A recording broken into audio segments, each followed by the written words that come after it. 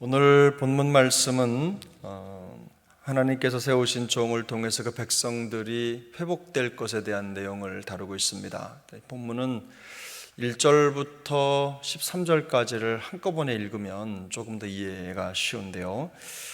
마침내 하나님께서 행하시는 백성에 대한 회복의 역사가 성공할 것이다, 또 잘 이루어질 것이다 라는 것을 예언하는 말씀입니다. 오늘 본문 8절을 보면 이사야 여호와께서 이같이 말씀하시되 라는 표현으로 시작을 합니다. 이것은 앞날에 일어날 이스라엘의 회복의 역사가 반드시 일어날 것인데, 그 이유는 그 일이 하나님이 행하시는 일이기 때문이라는 것입니다.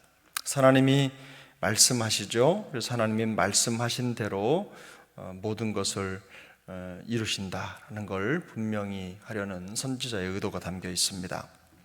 그래서 본문에 응답하였고 혹은 또 도왔도다라는 표현이 등장을 하는데, 8절에 보면 이것은 내용적으로 봤을 때는 그렇게 될 것이다 혹은 그렇게 이루어질 것이다, 하나님이 우리의 기도를 들으셔서 응답하실 것이다 혹은 우리를 도와주실 것이다, 이런 의도가 아니라 하나님이 반드시 우리의 기도에 응답하실 것이고 우리를 도와주실 것이다 라고 하는 확정이 담긴 내용입니다. 그러니까 이미 하나님께서 말씀하실 때는 그 일이 이루어질 것이라는 말씀을 담고 있는 것이죠. 반드시 응답된다, 반드시 하나님이 우리를 도우신다 라고 하는 내용을 표현하는 것입니다.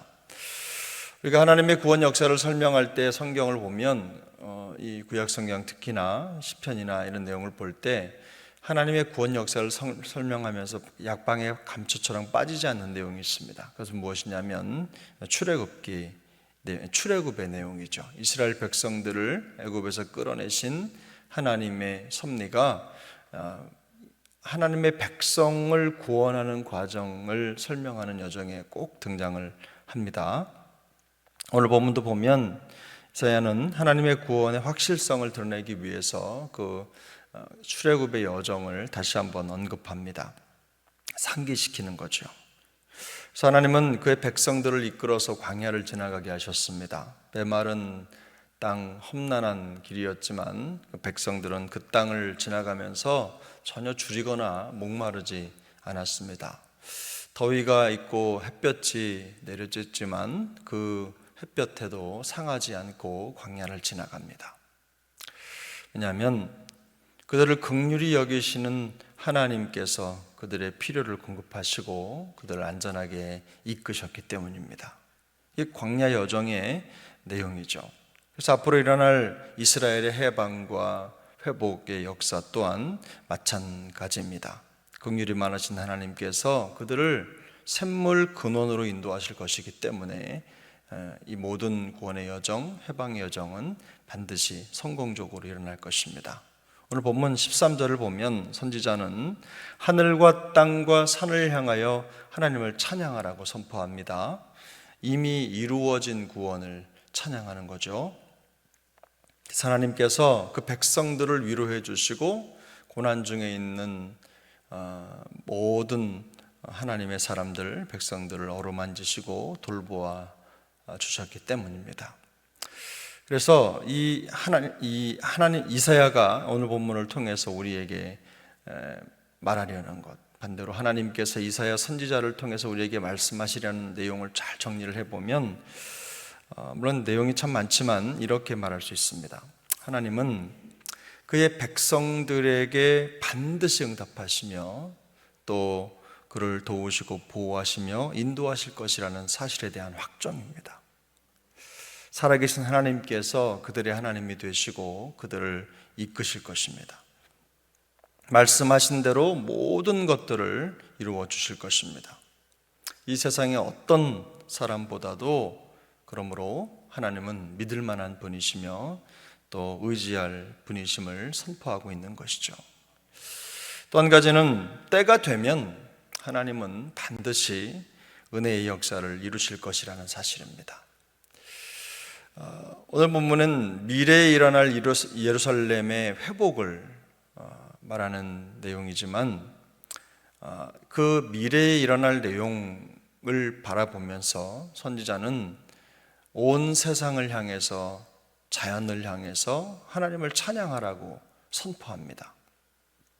온 세상이 하나님께 돌아오는 회복의 역사가 반드시 이루어질 것이고, 우리 눈에는 보이지 않지만 때가 되면 하나님의 큰 구원이 이루어질 것임을 확신하기 때문입니다.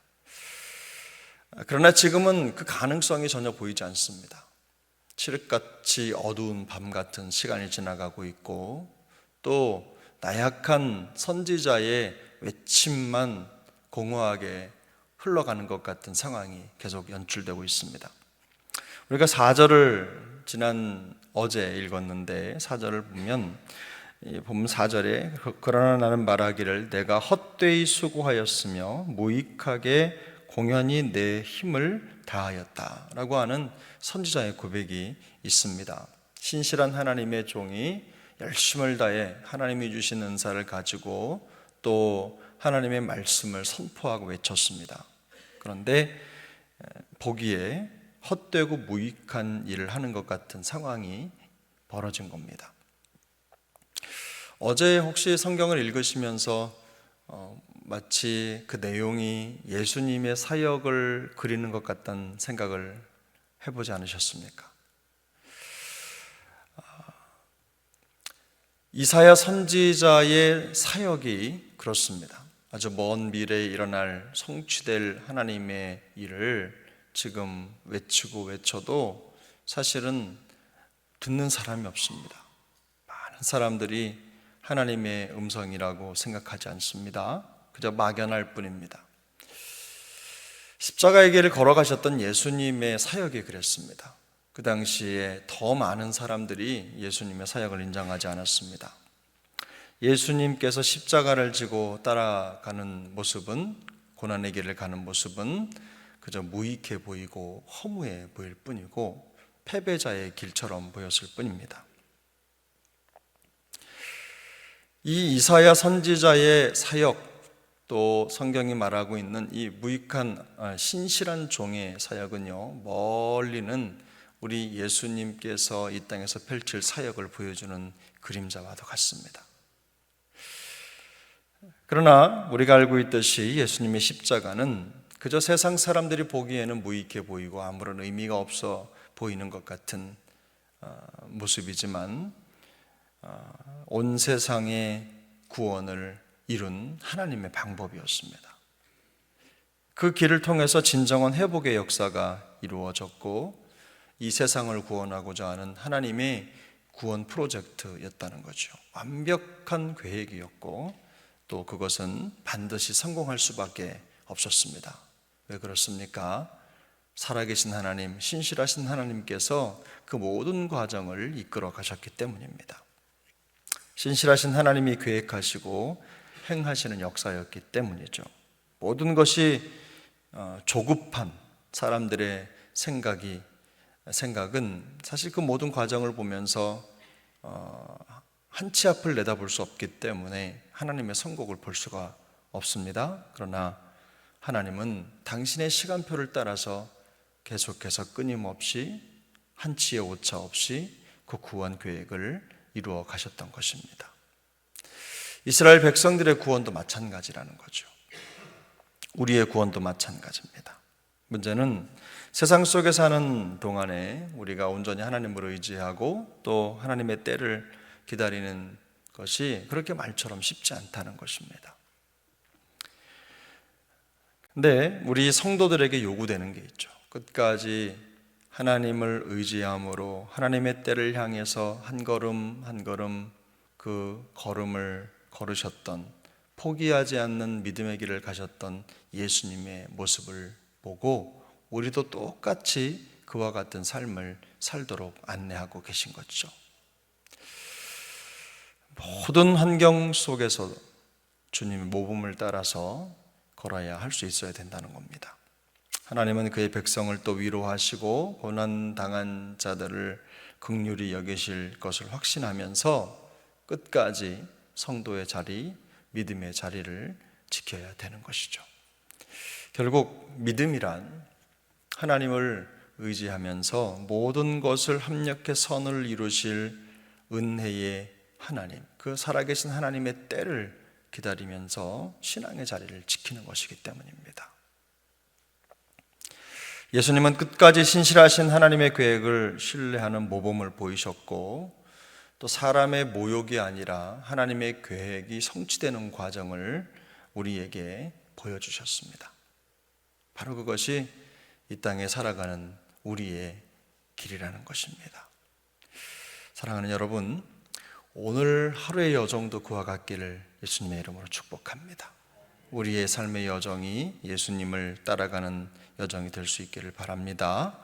이 세상에 어떤 일이 우리 눈앞에 펼쳐져도 두려워하지 말고, 또 세상 사람들이 보고 계획하고 또 이러는 것보다 우리 살아계신 하나님께서 우리를 위해 이루시는 일이 더 확실하고 선명하다는 것을 기억하고, 또 그 뜻을 이루어 드리는 우리 모두의 여정이 될 수 있기를 축복합니다. 시편 56편 4절을 보면 이런 말씀이 있습니다. 내가 하나님을 의지하고 그 말씀을 찬송하올지라.